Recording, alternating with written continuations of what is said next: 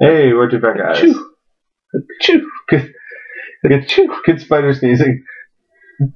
That's how spiders sneeze, fun fact. Achoo. In high school one time, I'm sitting in physics class. This has a point. I was going to say, we started recording. I'm aware. This has a point, but this is a good segue. And this guy sneezes 3 times. He goes, us Italians always sneezing 3 times. I'm like, fucking, not everything you do is because you're Italian. Like, lots of people sneeze 3 times in a row. And so when everyone sneezes 3 times, I think, that guy must be Italian. So apparently Spider-Man's Italian. Oh. But not Italian Spider-Man, which is a whole other thing. Yeah, Spider-Man sneezed and dropped this important piece of lab equipment.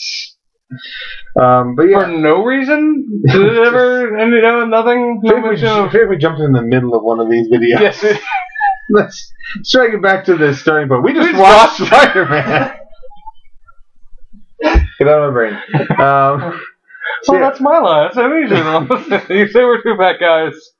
This is our 13th one. We've already forgotten how these work. It's the 15th one, or is it 13 videos? It might be the 4th. Howard the Duck is 14 numbered on the. It's 14 numbered, and that was video 13. So this is video 14. Yeah, so we've done 14. Which is very important because people online won't be able to look up there and see. Well, I don't look, the Amazing Spider-Man 14. I don't fucking see it, so maybe they can't. Yeah, the Amazing Spider-Man.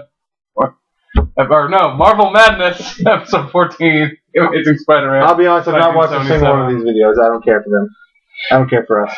But yeah, I had never seen that sort of thing before. Yeah, it very much had the feel of a 70s TV show. It was super 70s. I kept getting flashes of sort of the Adam West Batman and what little I've seen of the Hulk. I watched like an episode or 2. And the Captain America. The Captain, yeah, it's very, very in the vein of those. There were moments that, oh man, we had such a hearty laugh. The first time they used the pour effects.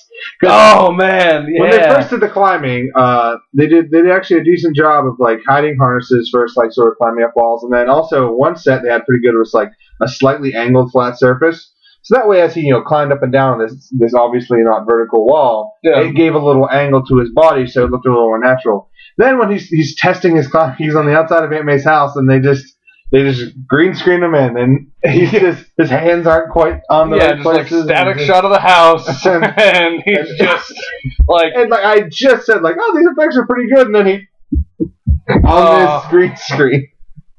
That was not visually great. Yeah, the web slinging was. Though it came out the same year as the original Star Wars. That's true. So, that's true. And it was a TV thing. Yeah.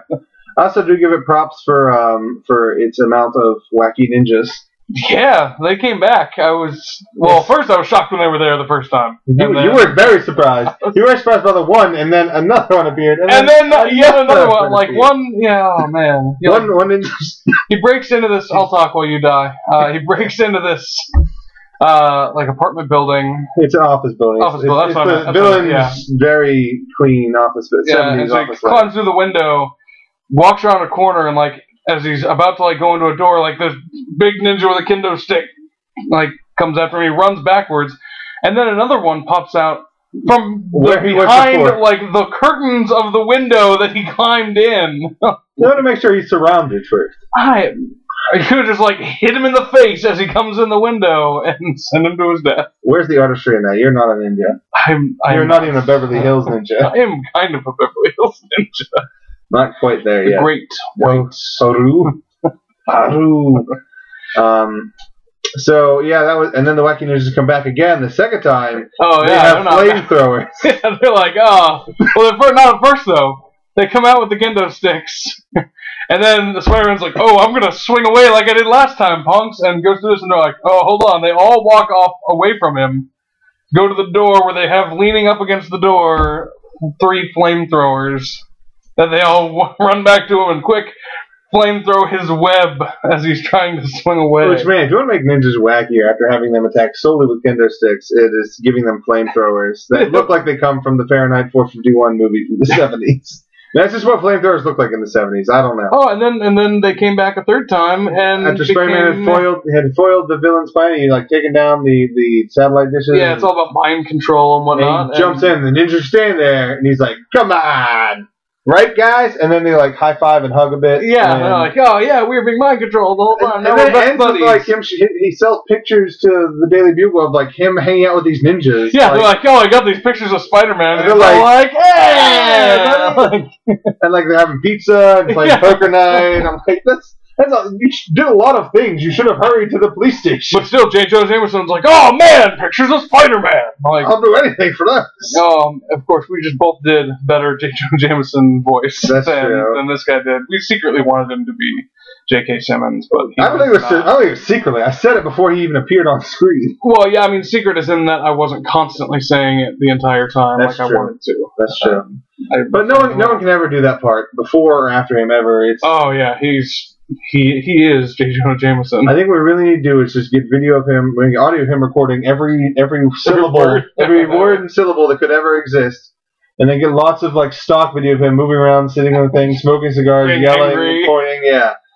That way, for all future incarnations of Spider-Man. Yeah, that way you don't have to cut him, and it'll be great. It'll be like I'm gonna stop because I forget who I want to talk about from Sky Captain: The World of Tomorrow. Jude Law. No. You're talking about the guy who they did that with. Yeah, I'm blanking on his name. Brando?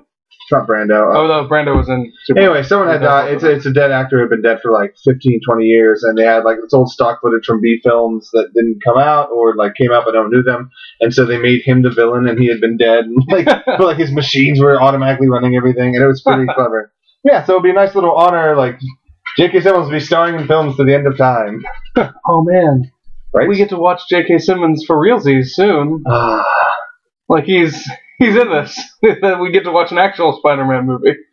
Yeah, but we get to watch two actual Spider-Man movies. That's true, but then they're going to watch that Pretender movie that I think was made by some fans on the internet who really love Sandman. Oh man, and hate Venom. There's like 4 people in the universe who love Sandman and hate Venom. That Venn diagram is very thin sliver. Just one very unfortunate person happened to be in that sliver. So yeah, Spider-Man from the set. It was an interesting experience. The costume wasn't terrible. It was a Spider-Man costume. Yeah, I mean it was a very. At least they didn't shy away and try to make it something different. They just hey, here's a Spider-Man costume. But it was a long time before anyone tried to do anything differently. Like for a long time, the comic book movies were like, all right, that's how it looks in the comic. Let's try to translate that directly. What are you talking about? Captain America 2 years later. Well, yeah, but then by the end of that movie, then he had... Yeah, at the end for the last shot of the first one. But, I mean, they didn't give Spider-Man, like, a biker jacket with a spider symbol on the back. That's true. Well, but, I mean, it's still a while before they make costumes that look like they exist in this world. Like, they belong in this world a little bit better. I see. But, I mean, to be fair, though, the Captain America, while it looks realistic, it doesn't, like, the one from the Avengers trailer from I've seen, it doesn't look like it belongs in the world. You see someone walking down the street and that'd be like, fucking asshole. That one doesn't, but the one, the Captain America, like... Yeah, the World War II Captain America. Yeah, it wasn't too bad, but I guess it's kind of hard to do that with Spider-Man. There's not really a way to make that not look like some dude in multicolored spandex. The Amazing Spider-Man, I mean, the new one coming out still looks the same, because it's classic look. Yeah, they're like, oh, let's make it works. The hue a little darker as we're going grittier, but that's... Oh, man, I know I said before, that's for real. Thank God there are zingers. Yeah. Not enough zingers in this Spider-Man, except for like, come on, ninjas, which is not a quote, it's probably something serious and lame. They're like, we're all friends now, right? Yeah, but in my mind, it was, come on. Yeah, zingers for Andrew Garfield. Let's do some zingers. Zing. So next, we are watching Generation X, which I think we know less about than we did about Man-Thing. That's what the kids are doing. The kids from the 1990s. Yeah, who like wrestling. Who like wrestling. Road Dogg. Who doesn't like X-Pac and Road Dogg? Is this an X-Pac and Road Dogg movie? No. Oh, if only. Let's just imagine that. Give the audience a moment. I don't think they care. Are you still here? Yeah. What? You're not X-Pac or Road Dogg. Nope. But we think it's like, from what I gather, it's like Young X-Men. Yeah, it was a pilot. It was a shot to be a pilot, and then it didn't get picked up. So because I think like Emma Frost is in it, and you said Jubilee. I think Jubilee's in it. And I don't know. Let's just hope all sorts of fun. Yeah, let's hope it's good. That's my hope. Yeah. So I've never been terribly into the X-Men comics. Like I read House of M, which House of M is about the only tolerable thing I did. Like whenever I do the large crossovers, I read all the ones. So it's like Civil War X-Men was my least favorite, and I read First Class. which I enjoyed. But House of M was pretty good, the main series, and it just has a good story. And Peter Parker's story is really good in that one too. So if you like X-Men, or if you don't read House of M, read comics in general. And we'll let you know if Generation X is any good. See you on the other side.